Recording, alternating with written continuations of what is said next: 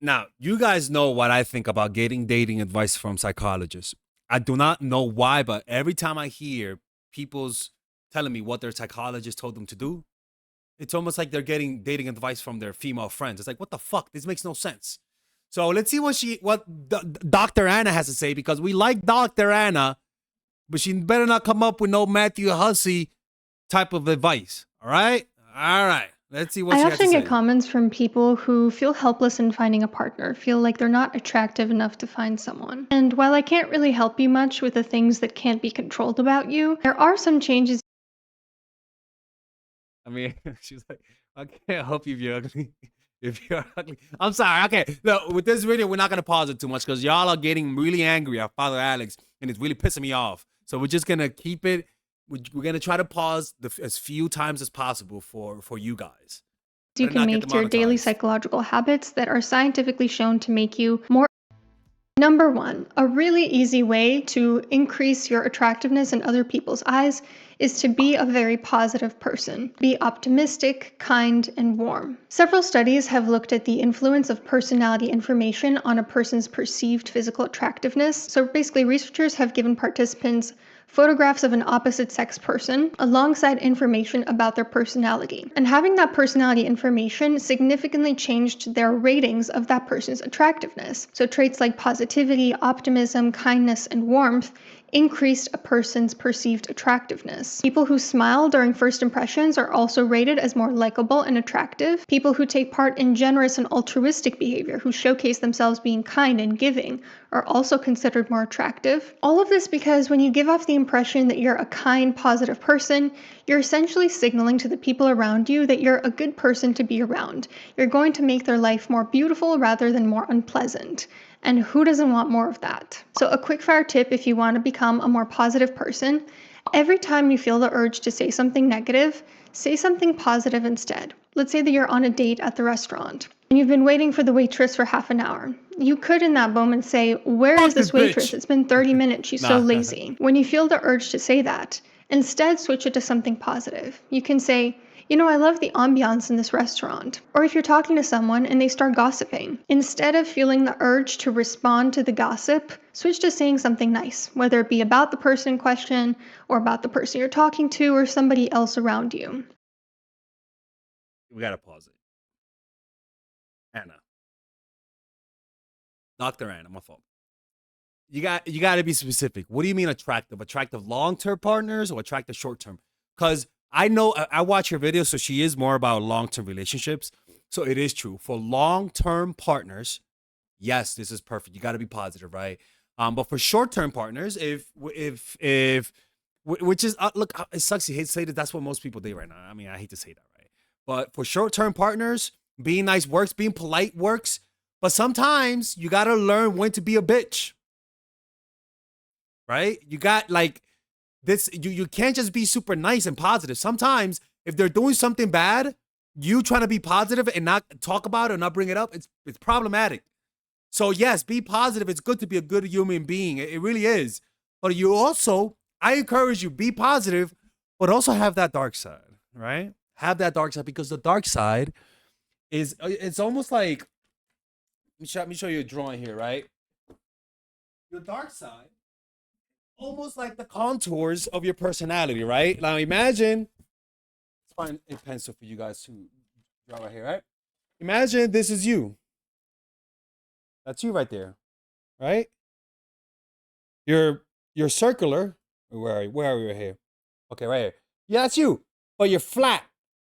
There's no you're just a circle with no depth, right? But now if we add some shadows, all of a sudden you give depth. What I'm saying is that your shadow is the contours to your personality, right? Your shadow is what gives you depth. Without a shadow, you are just a boring circle with no depth. You don't even seem human. This is you with a shadow side. So you got to learn how to have a shadow side. Because when you just do this, you, oh, I made her mad. I made her sad. When you just do this, you're just going to seem boring. I'm just gonna be honest with you. To the toxic people, I guess so. I guess. Number 2, being emotionally regulated will also make you seem more attractive. I used to be clueless when it came to emotion regulation. As a young adult, Don't I may not interrupt have there, had Alex. Okay, okay. issues with people perceiving me as physically I'm not gonna. attractive, but I don't think I really came off as an attractive partner to have simply because I didn't know what to do with my emotions.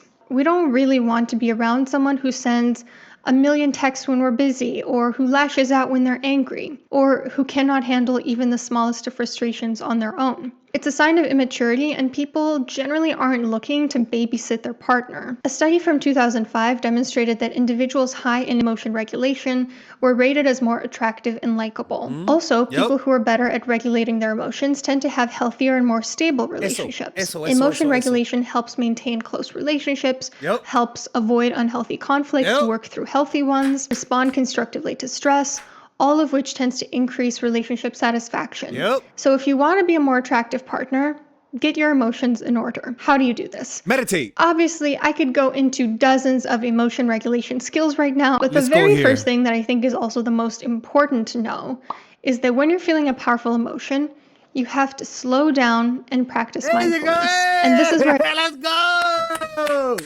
My nigga. That's what I'm talking about, Anna. In fact, go to Vipassana. Go to a 10-day meditation retreat. This is the website.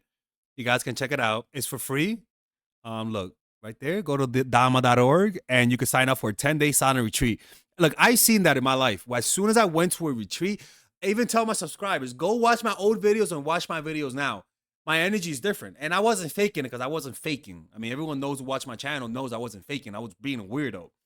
And it calmed me down to the point that I remember going on dates, man. The girls were like, you're not creepy no more. I'm like, what? What the fuck? Wait. Hey. What the fuck you mean you're not creepy no more? Right? So it's kind of, yeah, I totally agree with her, man. Totally agree. I'd like to thank the sponsor of today's video, Aura. Like I said, the very first step in being able to regulate your emotions is to sit with them, to sit with your emotional experience. And I used to be very bad at the sitting with it part. When I was younger, I didn't really know how to self-soothe. Activities like mindfulness and meditation are a really good way to press pause when you're feeling a powerful emotion and take stock of what's going on before you respond. Studies have found that mindfulness enhances emotion regulation, which is why therapies like DBT and ACT, which listen, I meditate 2 hours a day. I try to, right? At the minimum, it's 30 minutes at the minimum, but usually it's 2 hours a day. And it is true. Like what she's saying is true. I want to support her because she's giving me great content to react to. So you can go to this channel and check out aura.io/DRANA,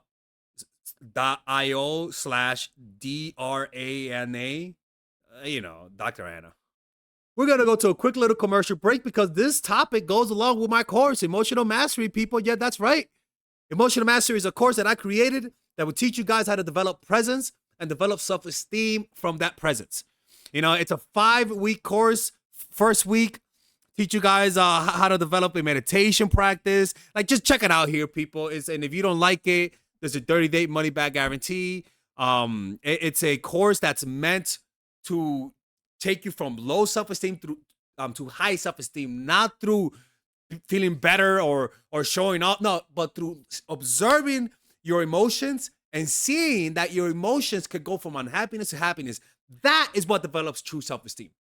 Not self-talk. No, that doesn't. It's seeing yourself go from unhappiness to happiness, because unhappiness is an illusion. It feels permanent, and that lowers your self-opinion. So check out this course. It's a course that I created for guys who struggle with meeting women.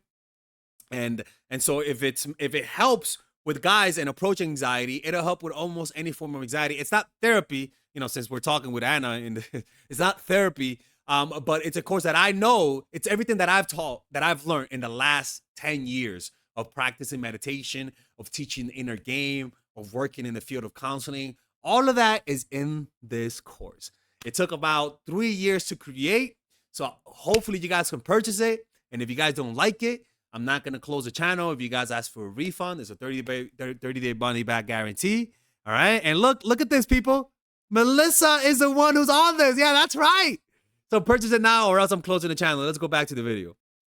Heavily emphasize emotion regulation also heavily prioritized mindfulness. And Aura is a mindfulness and sleep app that's used by over 7 million people. It won the Best of Apple award. It's an all-in-one place for meditation, stories, mindfulness, breathwork, spirituality, kind of like Spotify, but for the mind and soul. And what I love about Aura is that you can tailor it to your specific needs based on your goals, and then it gives you recommendations on certain activities you can try out. And it's not just audio only either. Lately, I've been using Aura mainly as a way to just slow down, because my main goal at this point in my life is I just need to manage my stress. I need to take everything a lot more mindfully and slowly. So taking just 5 to 10 minutes out of my day to meditate has been really helpful. It's something so simple yet so powerful. So if you're looking for a way to boost your emotion regulation or just take care of yourself and practice some meditation, give Aura a try. Get started completely free using my link below, and the first 500 people to use my link will also get 25% off their Aura membership. Thank you so much to Aura. Number Or check 3, out our another way to Patreon. seem more attractive to people is to have a full social and leisure life. People with stronger social ties are perceived as more attractive partners because we all want a partner who makes us feel safe. And evolutionarily, Father Alex, don't interrupt. Shut up. Evolutionarily speaking, it makes sense. You want someone with alliances. You want someone who knows other people.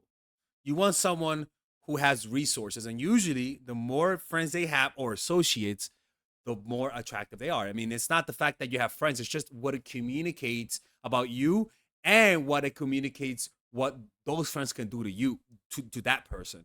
Yeah, 100%. Yep. Having friends, but not too many friends. Right? And part of feeling safe means having these social connections that we can fall back on when stuff goes south. And also that the person we're going to be with isn't going to make us ostracized by association, thereby lessening our own survival. Also, putting aside just the social aspect, people who have rich personal lives who take part in a lot of hobbies on their own are considered more interesting. They have And also, you fulfill two birds with one stone, right? You because the more social you are, to at a healthy rate, it regulates your emotions. Like it's like it's like a river that continuously replenishes itself. It's not a swamp. Socializing releases tension. Releases tension. It's like a river that keeps flowing throughout your body. something to talk about. They have something to share Mm-hmm. that they did that day. They Yep. enrich our lives. Yep. They're always growing and self improving, and it pushes us to do the same. We don't Yes. have to worry that they're always going to require all of our time and attention because they're busy with their own stuff. They can handle Yep. themselves. Mm-hmm. So, one really important way to become more attractive is to get out there and participate in some hobbies, preferably Mm-hmm. with other people. Plus, by Yep. doing so, especially participating in social hobbies, you're going to be increasing your chances of meeting potential partners. So, it's a double whammy. So, a quick fire tip for It this. is what guys don't understand. Stop trying to meet women. Just try to make friends. Eventually, if she's not gonna want to sleep with you, she might have friends because women have more friends than guys. So it's like if you're the type of guy that just socializes to meet women, you're gonna be creeping them the fuck out. Like women are more smooth and more casual about meeting people that they like. So if you try to be more like goal oriented with women, that's gonna fuck you up because you're gonna raise women's defensiveness. This one is brainstorm what is one way that you can get more involved in something you enjoy and dive right in. Maybe it's joining a book club or a sailing class or a hockey team. Whatever it is, as long as you I bet you money she's part of the hockey team and she's from Canada. Let's see. Where was she from? Because usually people say the things that they do. Where'd she go to school? Out talent. Please do not contact me for advice. Clinical psychology. My goal is to evidence. Blah blah blah. Relationship course. Newsletter. I don't know. I just want to know if I'm right or wrong. About me. About me. My approach is mental health. There's a college. Chicago. Okay. Chicago. Okay. Well, they do play hockey there. It's all the way up there. Yeah. Whatever. Anthropologies. Wow. Yeah. What are the courses she has? Let's see.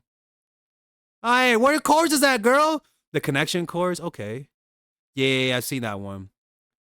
4 hours. Man, she knows how to do a sales letter really good. Man, I don't know who she got that from, but that was really good. All right. you enjoy it and you are participating in it, ideally with other people, you are going to see the benefits of that. Number 4, people who can communicate maturely seem more attractive. A person who tends to shut down and stonewall when they're upset, who struggles to Time out. Time out. Let's get some toxicity into this. Yes, I know what she means. All right, but she's in the chat GPT zone right now of being positive. Yes, for long-term relationships. See, I think most people are watching this to date people and to find someone, right? To get somebody interested. What they don't understand is that to get to the point where you can do this, you got to deal with the first few weeks of bullshit. And doing this, which is what, like, learning mature community. I guess, I mean, yeah. The problem is that, like, I think she's talking long-term relationships. Yeah, she's talking long-term relationships. express their needs, or who expresses their needs in a way that's hurtful, is unlikely to be perceived as an attractive partner, except by people who have their own psychological complexes that they're trying to recreate. Hey! This Hey, Anna, what the fuck? Again with psychoanalyzing Father Alex? Hey! Oh, don't look away. She got her eyes closed now. This is why it's really important to know how to communicate well. Now, again, I could give you dozens of healthy communication strategies here. A lot of them are She makes me feel toxic, man. It's okay, Father Alex. We accept you as you are. Shut up, Melissa. Don't talk to me right now during my moment of sadness.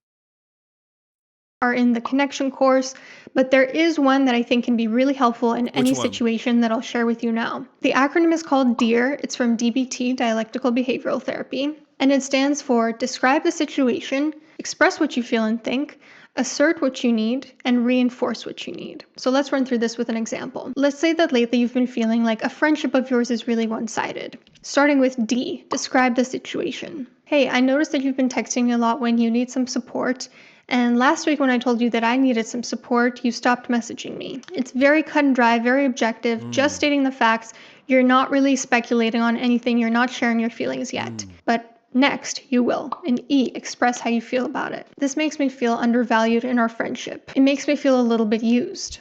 A, assert your request. So in the near future, I think I need to take a little bit of a break from helping you out with what you're going through, because I'm honestly going through my own stuff, and I think maybe leaning on a therapist would be more helpful. And R, reinforcing statements. This is where you explain to people what they have to gain if they can respect your request, and or what they have to lose if they're not able to. So you could say something like, I really think that if you have multiple avenues of support in your life, you will feel more like you're getting your needs. Sounds like Chat GPT. You know? Like, I'm like, if I'm like, what the fuck? Who the fuck are you? What are you, are you asking the Chat GPT the psychologist? Chat GPT therapist? Like, come on, man. That sounds way too scripted for me, to be honest with you. Sorry, Anna. You're my homegirl, though. Needs met, and I will too. Or you could say, in the future, if this keeps happening, I'm not sure that I'm going to keep wanting to be a part of this friendship. It's very rudimentary, just top of my head, this is what I came up with, but I think you get the idea. If you have a situation where you've been thinking about how to communicate healthily with someone, I would love it if you could actually map out your own DEAR acronym in the comments. If you feel comfortable sharing, I'd love to see what you guys come up with. And lastly, something that will make you seem more attractive to other people is having self-love and self-respect. That's true. People who are higher in self-esteem are perceived as both more physically and socially attractive. Let me tell you something, man. Over the last 2 years, I've become happier. And I give less fucks, right? I'm about to kill him. I give less fuck. And it is true. Like, maybe I notice people noticing me more. Maybe I was so self-conscious before that I didn't notice that people were noticing me. But I notice people smiling at me a lot more. Maybe it's because I'm happier. I don't know. But it is true. When you have high self-esteem, you look more attractive in the short term and in the long term. Because there's a part of you that says, I don't need to get attention to feel better about myself. And so you stop acting for people. And what happens is that you look like an animal that's just being itself, like a child. And that like lack of self-awareness, that like just acting and not really like caring what people think, it radiates an incredible amount of confidence. I'm thinking about getting a burger, people. I'm sorry. I'm thinking it's like, what time is it? It's 5:50. I just want that burger. Oh, if you guys don't know my burger addiction is really problematic. I may have to get Anna to help me with my burger addiction because it's crazy. People higher in self confidence. This is because when somebody respects and loves themselves, it kind of signals to other people what their value is. I know that people who struggle with self love often have immense value to share with others, and I've certainly struggled with self love in the past myself. Me But too. unfortunately, because of these, basic heuristics, these quick assumptions that we make about people, when somebody treats themselves like they are not worthy, other people tend to believe them. Also, when somebody is self respecting, It's like the self is always coming through. You tell people how to treat you by how you treat yourself. What I mean by how you treat yourself, meaning if you don't know how to make yourself go from unhappiness to happiness, you're not treating yourself right. That's just that's simple. But when you know that you could just play basketball to feel better, meditate to feel better, or hang out with your friends to feel better, that's treating yourself good. And then as a result, you're not gonna let somebody bring down your mood for too long. You'll leave them.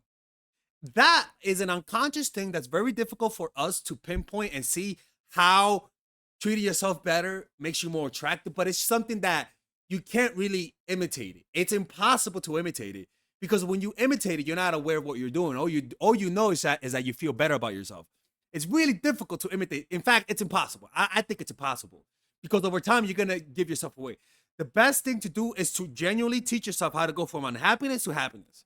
And that's why having a meditation practice, purchasing my course, Emotional Mastery, will teach you guys how to do that. You guys can purchase my course, Emotional Mastery, under the description down below. they're capable of assertiveness and boundary setting, which signals to other people that they have the skills required to keep a relationship healthy and also to survive in the world as a couple. Now, it's kind of a catch-22 because, in many ways, I think everybody needs to know what it's like to feel loved before they can truly love themselves. That's why people with childhood trauma, for instance, who weren't given that love when they were really young, may struggle to love themselves until they find that person in adulthood who treats them well. I'm gonna stop this here. And again, when you're a child and you have trauma, what really happened is that you were never down regulated to a peaceful state. Your parents left you in an elevated, anxious state. And because of that, your body never learned how to go from, let me make sure it's recording. Your body never learned how to go from happiness to happiness. So you never developed the self-love. So the way to do that is, I know, Anna's our homegirl here. I'm not a psychologist, but the only way to do this is to literally teach yourself, observe the breath and relax the mind. Keep observing the breath and don't move until the time is up.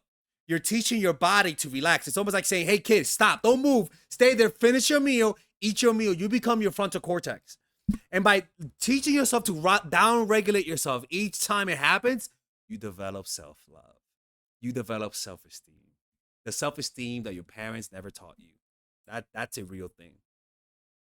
Because they miss that pivotal developmental milestone. We learn how to love ourselves and how to soothe ourselves by somebody else offering that to us. But there are some things that you can do to start seeing your worth. So, one really quick fire tip: every day when you're making decisions, ask yourself, what would a self respecting, self loving person do? If you have somebody in mind, maybe even visualize them, identify a person who you think is really self respecting and self loving. So, would they cook themselves a healthy meal or order something that's nutritionally pretty minimal? Think about, what would the Buddha do? What would Jesus do? I mean, those, like they pretty much tell you. Don't be asking what Trump would do, what Father Alex would do, because that's not a good idea. Like, ask those questions and I think it'll help. But honestly, I just think teaching yourself how to down regulate, teaching yourself that you could go from unhappiness to happiness will raise your self-esteem.